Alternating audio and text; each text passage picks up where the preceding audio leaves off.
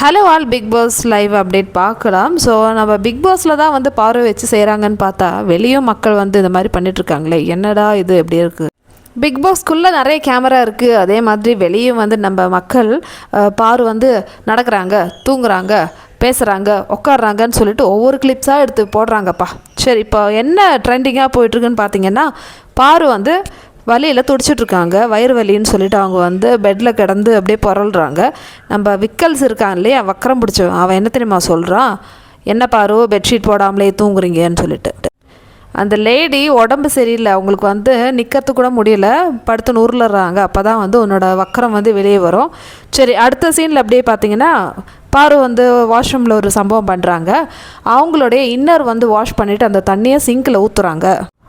ஊற்றும் போது பக்கத்தில் இருந்த ப்ரஷ்லலாம் வந்து பட்டுடுச்சு. இதுக்கு போயிட்டு இந்த வியனா, கனி, திவ்யா இவங்கெல்லாம் வந்து என்ன பாரு பண்ணுறீங்க, நீங்கள் கொஞ்சம் கூட பார்க்க மாட்டிங்களா, பக்கத்தில் ப்ரெஷ்ஷெல்லாம் இருக்குல்ல அப்படின்னு சொல்லும்போது, இல்லை நான் கண்ணாடி போடல, நான் வந்து ஒரு பதட்டத்தில் வந்து வாஷ் பண்ணிட்டேன். ஆக்சுவலி பாரோட இன்னர்ஸில் வந்து ஏதோ ஸ்டெயின் இருந்ததுங்க, நான் ஓப்பனாகவே சொல்லிடுறேன். ஸோ பாரு வந்து அதை எடுத்து வச்சுருந்தாங்க பக்கெட்டுக்குள்ளே. இந்த வியன்னா விஷயம் என்ன பண்ணியிருக்காங்கன்னா, பாரு வந்து சொல்லியிருக்காங்க வியன்னா கிட்ட, வியன்னா உன்னோட ட்ரெஸ் தான் உள்ளே இருக்குது போல், ரொம்ப டிஸ்கஸ்டிங் ஸ்மெல் வருது.